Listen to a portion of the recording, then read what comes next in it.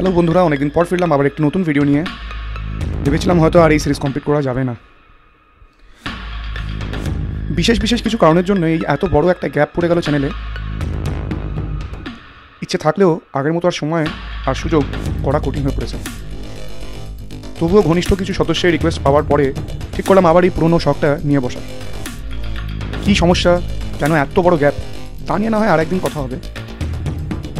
তা যাই হোক, ফিরে আসা যাক সেই অসমাপ্ত এপিসোডে, বান্ধবগড় আর কানহার জঙ্গল সাফারির তৃতীয় এবং অন্তিম পর্বে। এর আগের দুটো পার্টে কী কী ছিল তা আমার নিজেরই মনে নেই, তাই আপনাদের মনে থাকবে সে আশা করছি না। এর জন্য একটা রিক্যাপ অবশ্যই প্রয়োজন। প্রথম পর্বে আপনারা দেখেছেন 16ই মার্চ 2021-এর মর্নিং সাফারি। মূলত এই সিরিজের বেসিক ইনফরমেশন এই ভিডিওর মধ্যে ছিল। সেই দিনেই আমাদের প্রথম সাফারি শুরু হয় বান্ধবগড়ে, এবং অভাবনীয়ভাবে সেদিনের সকালেই আমরা প্রথম বাঘের দর্শন পাই। ভিডিও লিঙ্ক ডেসক্রিপশনে দিলাম। দ্বিতীয় পর্বে আপনারা দেখেছেন 16ই মার্চ 2021-এর বিকেলের সাফারি। এবারেও আমাদের হতাশ না করে বাঘ দেখা দেয় বান্ধবগড়ে। ভিডিও লিঙ্ক আবারও ডেসক্রিপশনে দিলাম। এই পর্বে থাকছে 17 তারিখের মর্নিং সাফারি, 18 তারিখের মর্নিং আর আফটারনুন সাফারি এবং 19শে মার্চ 2021-এর মর্নিং সাফারি। খেয়াল রাখবেন, 17 তারিখের মর্নিং সাফারি ছিল বান্ধবগড়ে এবং পরবর্তী সবকটা সাফারি ছিল কানহাতে। এই ভিডিওতে বেশ কিছু গুরুত্বপূর্ণ ইনফরমেশন থাকবে যেটা আপনাদের সাহায্য করবে বুকিং ডিসিশন নিতে, তাই ভিডিওটি শুরু থেকে শেষ পর্যন্ত অবশ্যই দেখবেন। আর দেরি নয়, চলুন, ওদিকে তো সাফারি শুরু হয়ে গেল।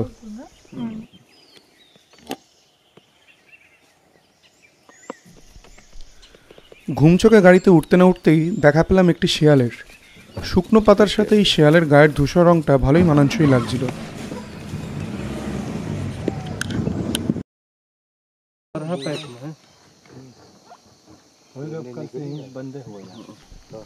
কিছুটা এগোতেই চোখে পড়ল এক প্রকাণ্ড প্রাণী।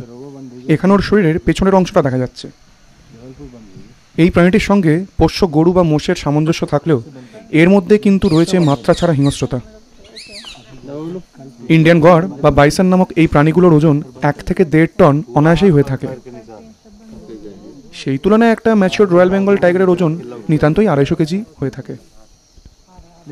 যেহেতু এরা পালে থাকে আর উল্টো দিকে বাঘ নিজের শিকার একাই করে, তাই বাঘ মামাও কিন্তু এই বাইসনের পালকে এড়িয়ে চলার চেষ্টা করে। অনেক মর্মান্তিক ঘটনার শিকার হতে হয়েছে অনেক পশুদের এবং কখনো কখনো মানুষদেরও। আমার বাবা পেশায় ফরেস্ট অফিসার ছিলেন, এখন রিটায়ার্ড। তার নিজেরই এক ভয়ঙ্কর দুঃসাহসিক অভিজ্ঞতা এই বাইসনের সাথে। বাবার কাছে অনেক লোমখাড়া করা ঘটনা শোনা আমার, কিন্তু সেই বাইসনের অভিজ্ঞতাটা যেন এখনও চোখের সামনে ভেসে ওঠে। শোনার ইচ্ছে থাকলে সেই লিঙ্কও ডেসক্রিপশনে রাখা রইল। এবার ফিরে আসি সাফারিতে, কারণ চোখের সামনে অনেক দিন পর আবারও দেখছি একটি বাইসনকে। আগেও বলেছি যে এরা দলে থাকে এবং প্রতিটা দলের থাকে একজন করে পান্ডা। দল বেশি থাকলে একাধিকও থাকতে পারে। পান্ডার কথাটা উল্লেখ করলাম কারণ এদের দেখতে একটু আলাদা। শরীরটা অত্যন্ত তৈলাক্ত এবং কালচে দেখায়, আর এদের মতো মাস্কুলার প্রাণী জঙ্গলে আর দুটি নেই। গুগল থেকে একটি ছবি আপনাদের সামনে রাখছি। ন্যাচারালি এত ডিফাইন্ড মাসেলস কীভাবে ফর্ম করে এটা আমার জানা নেই, এবং এই কারণেই বাইসনের দল খুঁজে বেড়াই। পান্ডাকে দেখার লোভ আমি এখনো সামলাতে পারি না। তবে দূরত্ব রেখেই দেখবেন, কারণ এদের রকচটা স্বভাব ভেদাভেদ না করেই আক্রমণ করে বসে। কখন যে এদের মেজাজ চটে যাবে তা বলা কঠিন। ঠিক যেমন একটু পরেই আমাদের গাড়ির আওয়াজে একটু বিরক্ত প্রকাশ করলো।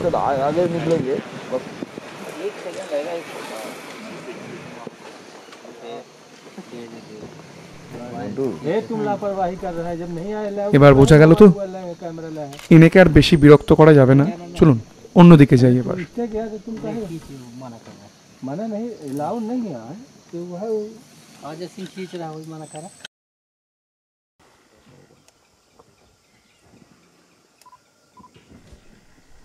অনেকটা বিস্তীর্ণ জায়গা জুড়ে খানিকটা জলাশয় নিয়ে ফাঁকা জায়গা।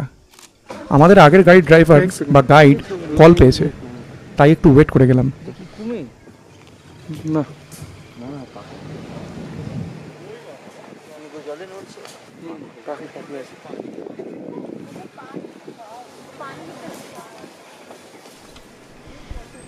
মাঝে মাঝে নিজেদের নিস্তব্ধ না করলে জঙ্গলের ধ্বনি শুনতে পাবেন না।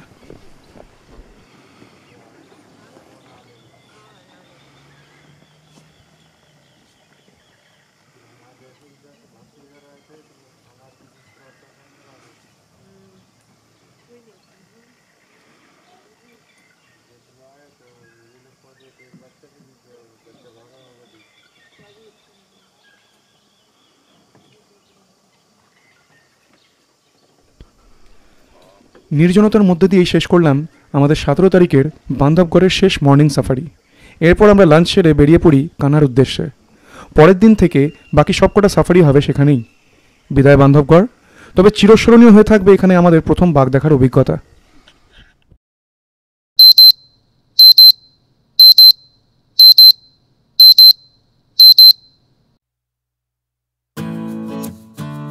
সকালে গাড়িতে উঠতেই বুঝতে পারলাম এখানে আবহাওয়া পাল্টে গেছে।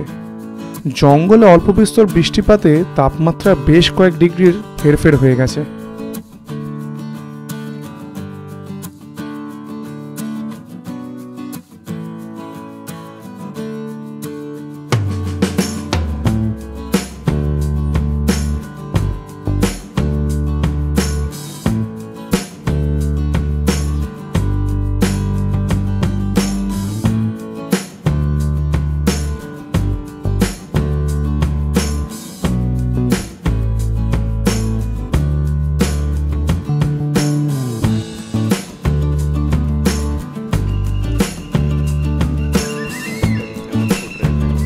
আবারও একদল ইন্ডিয়ান গৌড়ের সাথে দেখা, তবে এবারে বেশ অনেকটা দূর থেকেই দর্শন করলাম।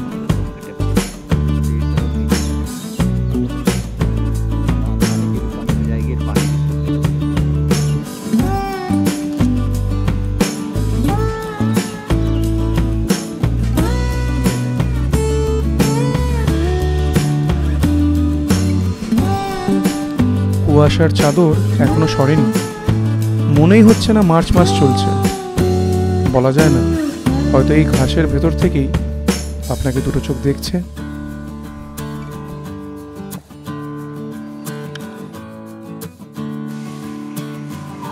পৌঁছে গেলাম ব্রেকফাস্ট পয়েন্টে।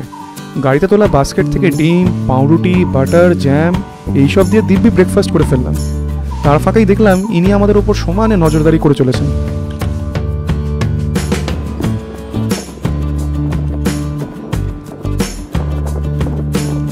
হরিণ জাতীয় এই প্রাণীটিকে বারাসিঙ্গা বলা হয়, অর্থাৎ বড় শিংধারী। গায়ের রং ধূসর। একসাথে পুরো দলটিকে দেখতে বেশ ভালোই লাগছিল।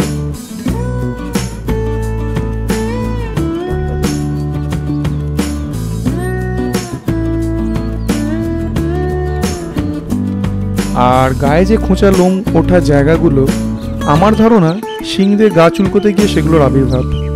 তবে ধারণাটা ভুল হলে কমেন্টসে অবশ্যই জানাবেন।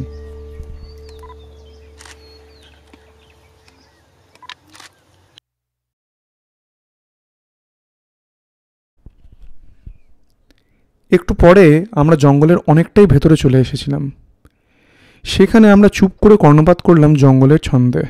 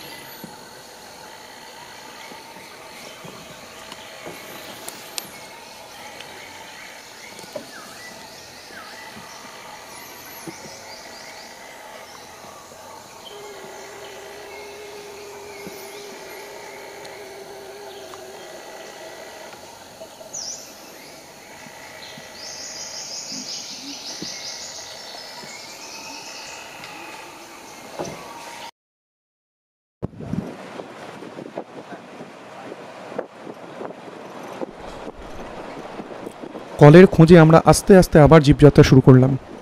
যেহেতু জঙ্গলে বৃষ্টি পড়ায় টেম্পারেচার একটু কম, হয়তো বাঘ একটু বেশিক্ষণ পর্যন্ত ঘোরাফেরা করবে।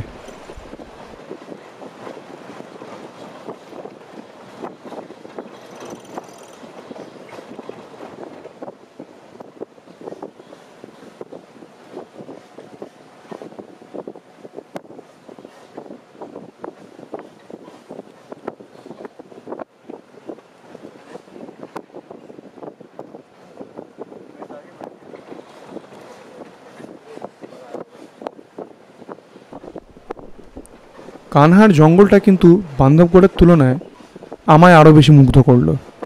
আমার মনে হয় গাছপালার ডেন্সিটি কানহাতে একটু বেশি।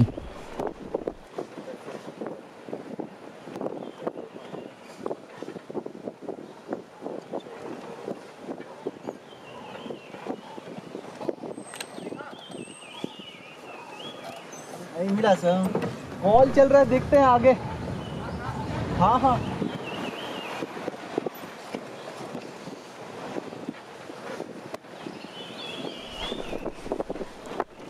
এইভাবে বাঘকে কল শুনে শুনে ট্র্যাক করাটাও কিন্তু একটা থ্রিলিং ব্যাপার। এরকম একটা প্রিডেটরকে ট্র্যাক করার সৌভাগ্য তো সবার হয় না।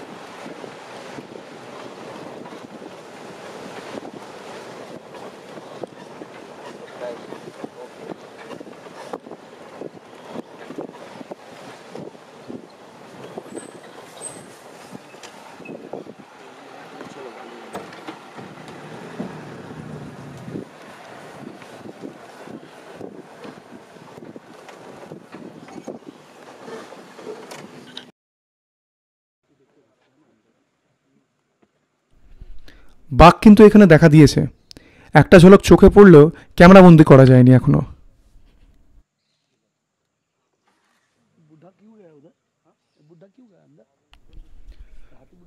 তাই একজন মাহুত অথবা হাতি চালক তার হাতি নিয়ে বাঘের দিকে চলে গেল, বাঘ থাকলে জঙ্গল থেকে তাড়িয়ে বার করে আমাদের দেখানোর জন্য। আবার একটা টানটান উত্তেজনা অনুভব করছিলাম আমরা।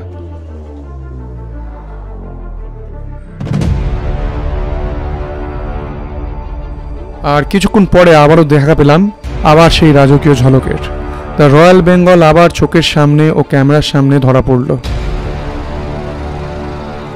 প্রতিটা টাইগারেরই নামকরণ করা থাকে, যার দেখা পেলাম তার নাম উমার পানি। নামের রাজকীয়তাও নিছক কিন্তু কম নয়। এই পুরুষ বাঘটি বান্ধবগড়ের সব থেকে বড় বাঘগুলির মধ্যে পড়ে।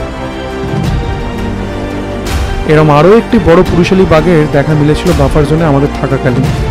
তার নাম ছিল বজরং, যদিও তাকে অন্য একটি গ্রুপ দেখতে পেয়েছিল। মাহুদ আবার ছুটেছে বাঘের পিছু, যদি তাকে তাড়িয়ে আমাদের আরেকটু কাছে আনা যায়। আগের দিনের মতো ডিস্টেন্সে পেলে সে এক দর্শনীয় ব্যাপার হবে।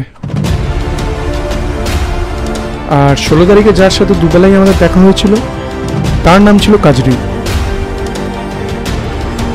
আমার মতে কাজরির থেকে ভালো মেয়েছি বাঘিনী হয়তো আর একটুও নেই। আসলে অনেক কাছ থেকে অনেকক্ষণ সে আমাদের দর্শন দিয়েছিল। বান্ধবগড় আর কানা এই দুই জায়গাতেই প্রথম সাফারিতে দুবার বাঘ দেখায় নিজের ভাগ্যকে বিশ্বাস করতে পারছিলাম না।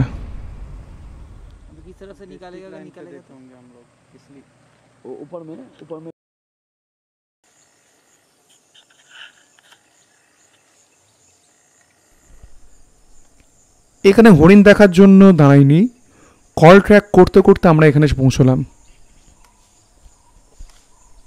জঙ্গলে কখন যে কি দেখাবে তা কেউ প্রেডিক্ট করতে পারে না। চুপ করে অবজার্ভ করতে হয়, ধৈর্যও রাখতে হয়। চোখের সামনেই হরিণদের এই শান্তির পরিবেশ নিমেষে পাল্টে গেল।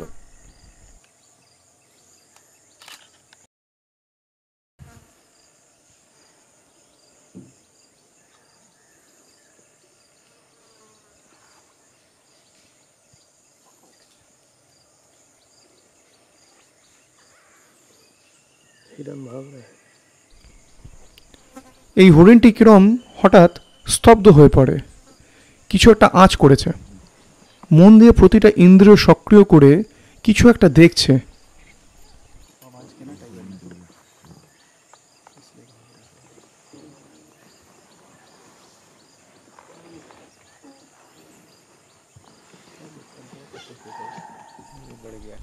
হঠাৎ খুব কাছ থেকেই পাওয়া যায় আরেকটি হরিণের কলের আওয়াজ।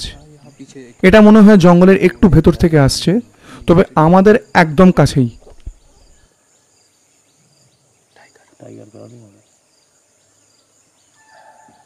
वही के वॉच कर रहा है।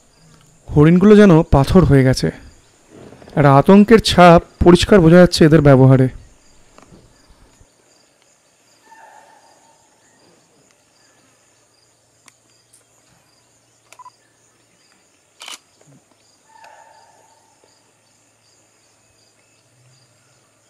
बिना लेंगे कहीं हो सकता है। ग्राउंडिंग শুধু আমরাই নয়, হরিণরাও কলের আওয়াজ শুনে বোঝার চেষ্টা করছে জঙ্গলের গতিবিধি। ये भाग रहा है इधर निकलो।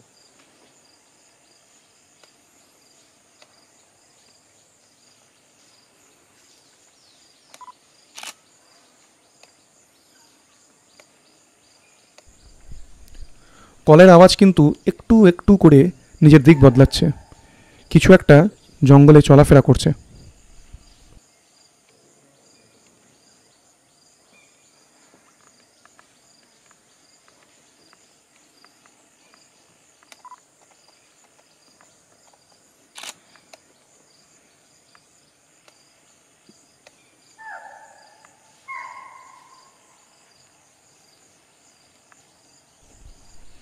ব্যাক টু ব্যাক নিরন্তর কল চলছে।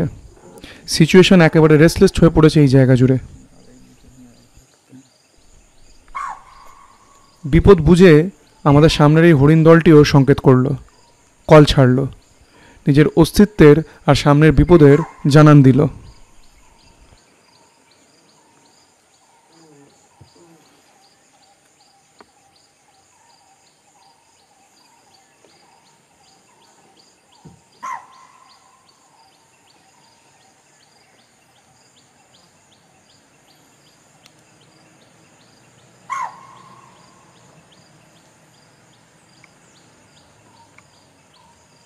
ये तुमको देख के चिल्ला रहे हैं।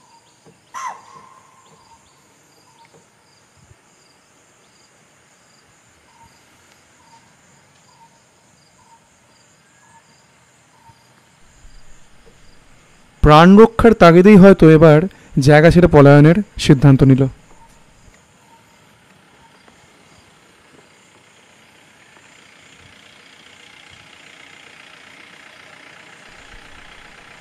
অনেক কিছু ঘটতে পারতো হয়তো এখানে, যদি না পাশের আরেকটি গাড়ি এরম বিশ্রী গর্জন করে না আসতো।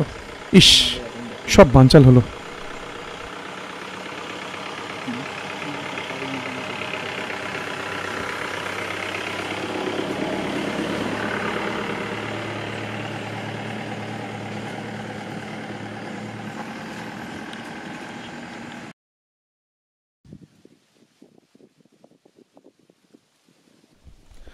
আর এক শিকারীর সাথে দেখা হলো একটু পরেই।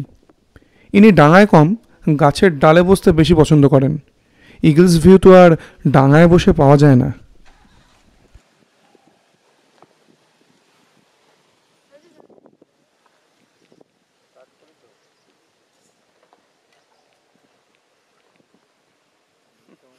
বড় সিংহাটা একদম মানে ঢুকে গিয়ে ঘাস খাচ্ছে ভেজা ভেজা।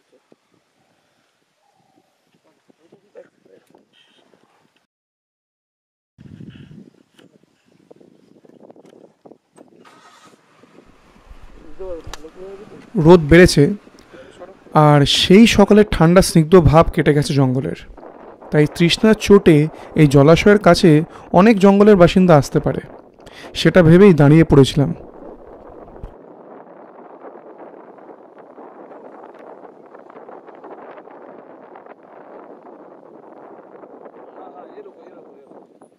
पीछे आ जाओ और बस ये अच्छा है, जल्दी बैठो। हाँ ईगल सिंह है।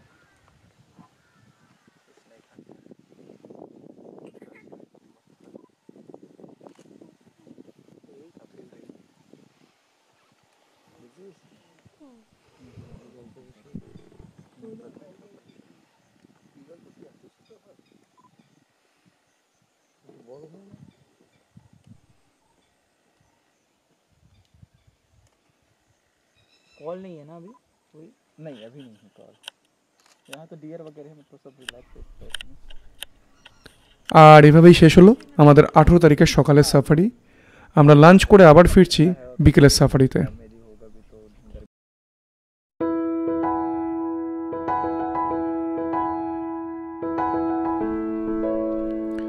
দুপুরের গরমে ইনি অর্ধেক শরীর জলের ভেতরে রেখে নদীর তলায় নরম উদ্ভিদগুলোর স্বাদ নিচ্ছে।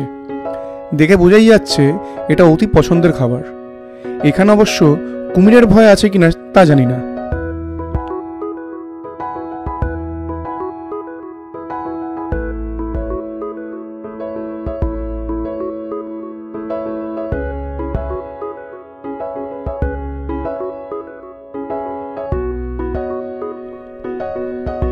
মাথাটা সম্পূর্ণ ডুবিয়ে যে এরা এতক্ষণ শ্বাস ধরে রাখতে পারে সেটা বেশ দর্শনীয়।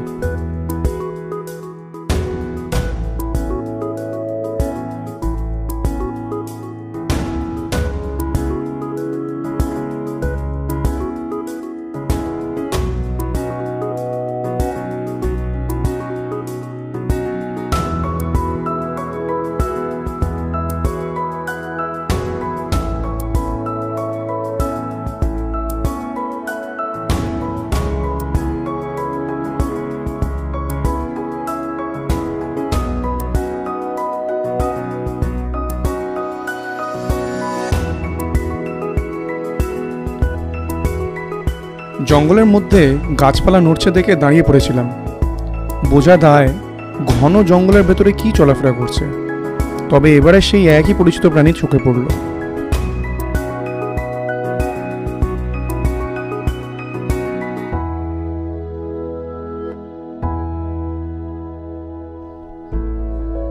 বলা হয় জঙ্গলের নাকি সব থেকে সাহসী প্রাণী এই বরাহ।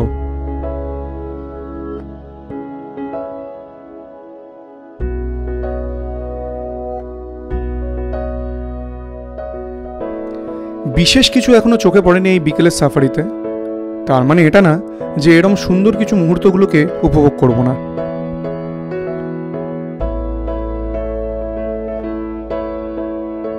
একেই বলে ধৈর্যের পরীক্ষা। মাছ শিকার করার জন্য জলের মধ্যে এতটাই স্থির হয়ে দাঁড়িয়ে যে জলে একটা প্রতিচ্ছবি তৈরি হয়েছে। জলে কতক্ষণ না নড়াচড়া হলে এটা সম্ভব তা নিশ্চয়ই বুঝতে পারছেন।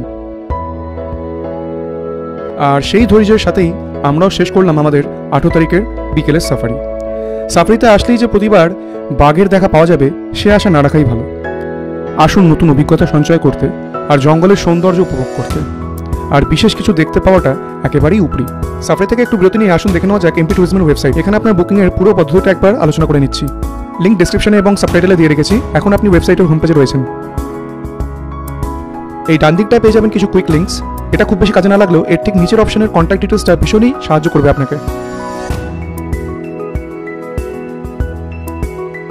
এবার চলে আসুন স্ক্রিনের উপরের বাঁ দিকের অপশনে। এখানে ক্লিক করলে আপনি পেয়ে যাবেন এমপি দ্য ফরেস্টের বিভিন্ন জায়গার বিবরণ। আমি উদাহরণের জন্য এখানে বান্দাপুর টাইগার রিজার্ভ চুজ করলাম। সংক্ষিপ্ত বিবরণ রয়েছে প্রথমেই। তার নিচে রয়েছে বান্দাপুরের কোর আর বাফার জোন অ্যাক্সেস করতে গেলে নির্দিষ্ট গেটগুলো। আর তারও নিচে রয়েছে কোন গেটের কত কাছে রয়েছে আশেপাশে ট্রেন স্টেশন আর এয়ারপোর্ট। এবার চলে আসুন বাঁ দিকের নিচের দিকে। এখানে রয়েছে বুক নাও বলে একটা অপশন। ক্লিক করলে আপনার সামনে খুলে যাবে এরকম একটা স্ক্রিন। সবার আগে রুলস সেকশনটা দেখে নিন। রুলস দেখা হয়ে গেলে উপরে নিজের গাড়ি বেছে নিন। এখানে একটি ফুল 6 সিটার গাড়ি বুক করতে পারেন অথবা একা থাকলে একটা সিঙ্গেল সিটও বুক করতে পারেন। আমি এখানে ফুল ভেহিকল অপশন দিয়ে দেখাচ্ছি। আর তার ঠিক পাশেই সুবিধামতো ডেট বসে সাফারি অ্যাভেলেবিলিটি চেক করে নিন বাসাই দিনের জন্য। ডেটের পাশেই অ্যাভেলেবল সাফারি স্লটগুলি গ্রিনে হাইলাইটেড পাবেন। এই বুকিংটাই আমি বান্দাপুরের জোন সিলেকশন করে রেখেছিলাম, তাই এখানে শো করছে বান্দাপুরের কোর আর বাফার জোনগুলি। আমি এখানে টালা কোর জোন সিলেক্ট করছি। আমি মর্নিং সিলেকশন করলাম। জোন আর টাইম সিলেকশন বেসিসে এবার আপনাকে গেট সিলেক্ট করতে হবে। এবার ভরে ফেলুন নিজের, আর যদি গ্রুপ থাকে তাহলে তাদেরও পার্সোনাল ডিটেলস। পার্সোনাল ডিটেলস ভরা হয়ে গেলে নিচে ডিক্লারেশনে টিক বসে ক্যাপচাতে সঠিক উত্তর দিয়ে ক্লিক করুন বুক ইউর পারমিট অপশনে। এখানে আপনার বুকিং এর সব ডিটেলস আর তার খরচ সহ এই স্ক্রিনে দেখাবে। এরপরে সেন্ড ওটিপি অপশনে ক্লিক করে পেমেন্ট আর বুকিং এর অন্তিম স্টেপগুলো কমপ্লিট করে ফেলুন। থাকা খাওয়ার জন্য রয়েছে এমপি ট্যুরিজমের সুব্যবস্থাযুক্ত গভর্নমেন্ট লজিং, যাতে আপনার ফরেস্টের ভেতরেই থাকতে পারবেন। বেশ কিছু প্রাইভেট লজিং এর অপশনও পাবেন, তবে সেগুলো ফরেস্টের বাইরে থাকার জন্য। গভর্নমেন্ট লজিং এর ওয়েবসাইট লিংক ফার্স্ট পার্টে দেওয়া আছে। মনে রাখবেন, আপনি কোথায় থাকবেন সেই ডিসিশনটা কমপ্লিটলি ডিপেন্ড করবে আপনি কোন জোনে সাফারি করবেন আর কোন গেট দিয়ে ঢুকবেন তার উপরে। কারণ গেটগুলির মাঝখানে কিন্তু অনেকটা ডিস্টেন্স, তাই যতটা সম্ভব গেটের কাছে থাকার চেষ্টা করবেন। এবার ফিরে আসছি সাফারির বাকি অংশতে। ভিডিও ও আমাদের সাফারির একদম শেষ প্রান্তে এসে পৌঁছেছি আমরা। 19শে মার্চ 2021 সকালের সেরা জিনিসটা অপেক্ষা করছিল আমাদেরই জন্য। বিদায় বেলায় যে এরকম মনোরঞ্জনের ব্যবস্থা থাকবে সেটা আমরা কল্পনা করতে পারিনি।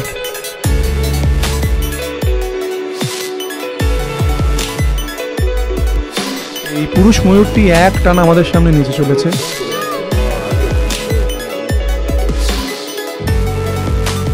আর শুধু নৃত্য নয়, সাথে সাথে সে নিজের কণ্ঠে সঙ্গীত প্রদর্শনও করছে।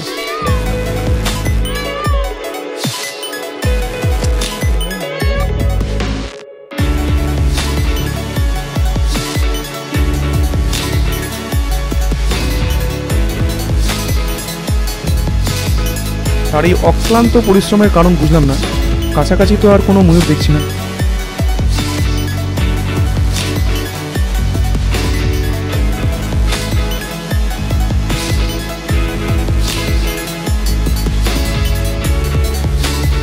জঙ্গলের ভয়ঙ্করের মধ্যে কিন্তু এরকম অনেক কিছু সুন্দর লুকিয়ে থাকে।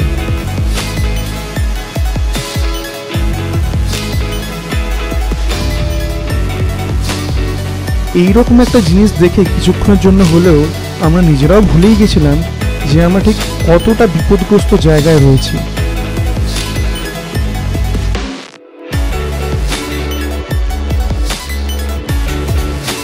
একটু পরেই আর একটু দূরেই কিন্তু একটা খুব মন ভারী করা দৃশ্য দেখতে হলো।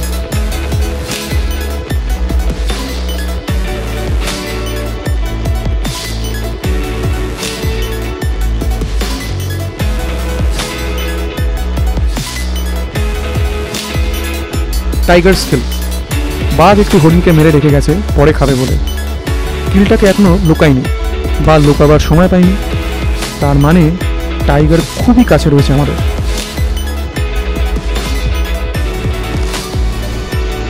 জঙ্গল আবার মনে করিয়ে দিল সে কতটা নির্মম আর দয়াহীন হতে পারে। চোখের পলকেই কত কিছু ঘটে যায়। আপনি যাকে দেখতে পাচ্ছেন না তার ঠান্ডা চোখ দুটো আপনাকে অপলকে কিন্তু দেখে চলেছে। আশা করি এই ভিডিওতে কিছুটা সাহায্য করতে পেরেছি আপনাদের কাছে। এই সিরিজটা কেমন লাগলো তা কমেন্টে জানাবেন। ভিডিওটি ভালো লেগে থাকলে লাইক করবেন, আর ইনফরমেটিভ লেগে থাকলে যারা আপকামিং ট্রিপ প্ল্যান করছেন তাদের সাথে শেয়ার করবেন। জীবনে অন্তত একবার জঙ্গলে বাঘ দেখার অভিজ্ঞতাটা হাতছাড়া করবেন না। প্রতিবারের মতন একটাই রিকোয়েস্ট, চ্যানেলটিকে সাবস্ক্রাইব করে রাখুন। এই একটা মোটিভেশন থেকে আমাদের মতো না জানি কত লোক এই ভিডিওগুলো আপনাদের জন্য নিয়ে আসে। আপনারা ভালো থাকবেন। আবার ফিরে আসছি এই চ্যানেলে একটা নতুন সিরিজ নিয়ে। ক্ষণিকের জন্য বিদায় নিলাম।